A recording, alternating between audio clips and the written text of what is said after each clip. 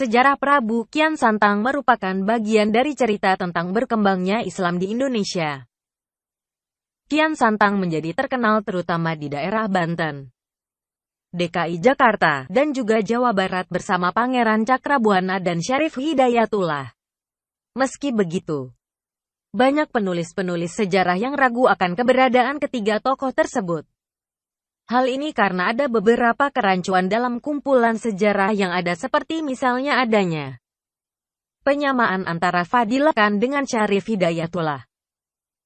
Sementara babat lokal menyebutkan bahwa Fadilah Khan dan Syarif Hidayatullah sesungguhnya adalah orang yang berbeda. Faktor lainnya ialah beberapa sejarawan salah mengambil sumber berita dan atau hanya bergantung kepada informasi yang diberikan oleh catatan orang asing seperti Portugis atau Belanda.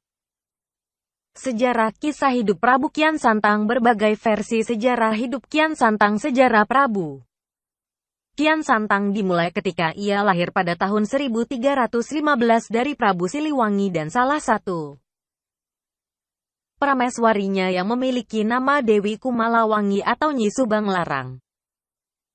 Kian Santang merupakan anak sulung dari 3 bersaudara, yaitu dirinya sendiri, Dewi Rara Santang, dan Walang Sungsang. Konon katanya, sedari kecil Kian Santang adalah seorang anak yang tangguh sampai ada cerita bahwa ia belum pernah melihat darahnya sendiri dikarenakan belum pernah ada orang yang berhasil melukainya sama sekali. Takjub dengan kemampuannya sendiri, Kian Santang terus mencari siapakah gerangan yang memiliki ilmu jauh lebih kuat darinya. Ketika Kian Santang menginjak usianya yang ke-22 pada tahun 1337 Masehi, ia diangkat menjadi Dalem Bogor. Kejadian ini bertepatan dengan diangkatnya Prabu Munding Kawati sebagai Panglima Besar Kerajaan Pajajaran. Kejadian tersebut menjadi sebuah kejadian paling istimewa dan paling historis dalam lingkungan Pajajaran karena kejadian ini meninggalkan sebuah prasasti yang dikenal banyak orang, yaitu Batu Tulis Bogor. Ada beberapa versi tentang sejarah Prabu Kian Santang yang merasa terlalu kuat sehingga ia mencari lawan yang sepadan untuknya. Versi pertama adalah ia meminta ayahnya untuk mencarikan siapapun itu yang bisa mengalahkannya. Mendengar ini, sang ayah segera memanggil seorang ahli nujum demi memberikan tantangan kepada anaknya. Ketika hampir putus asa karena tidak ada ahli nujum yang mampu memberitahu di mana ada orang yang mampu mengalahkannya, datanglah seorang kakek yang berkata bahwa jauh di tanah Mekah sana ada seseorang bernama Sayyidina Ali yang mampu mengalahkan Kian Santang. Sebelum Kian Santang mampu melawan Ali, kakek tersebut berkata bahwa Kian Santang harus melakukan mujasmaidi di ujung kulon dan mengubah namanya menjadi Galantrang Setra yang jika diartikan secara harfiah menjadi berani dan suci. Versi kedua mengatakan bahwa pertemuan Kian Santang dan kakek tua terjadi di dalam mimpi yang berulang berkali-kali, di mana akhirnya sang kakek menunjuk ke arah lautan dan berkata bahwa orang yang mampu mengalahkan Kian Santang ada di seberang lautan. Terlepas dari beberapa versi yang berbeda tentang pertemuan Kian Santang dengan sang kakek, hal yang pasti adalah kemudian Kian Santang pergi untuk mencari kakek ini lagi. Beberapa versi menggambarkan hal yang tidak sama, di mana satu versi menyatakan Kian Santang pergi ke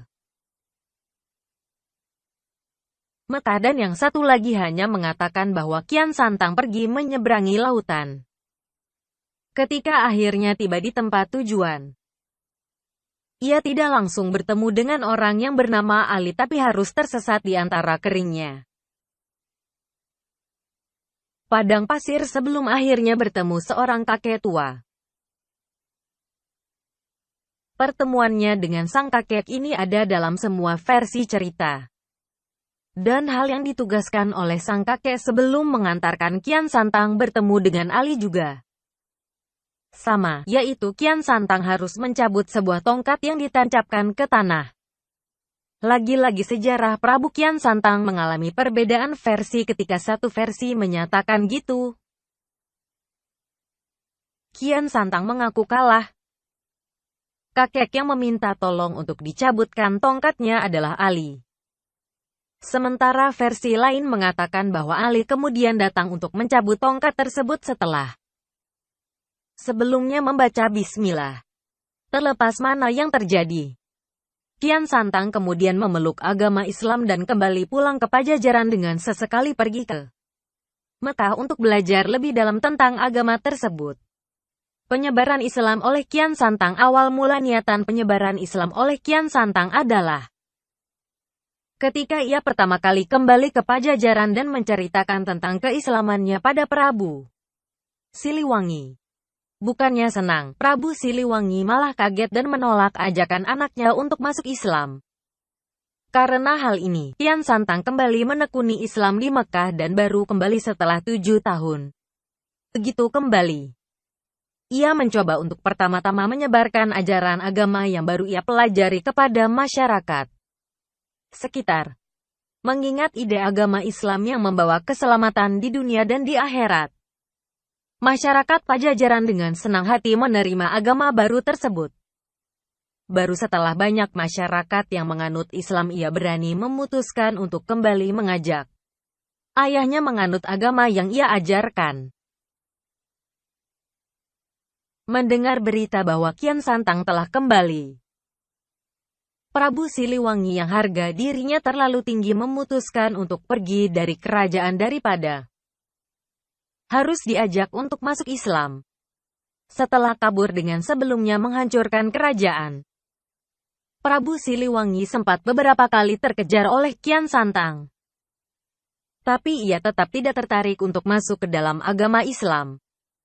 Akhirnya, Kian Santang dengan berat hati kembali ke Pajajaran untuk membangun ulang kerajaan tersebut sambil terus menyebarkan ajaran Islam ke daerah-daerah pelosok.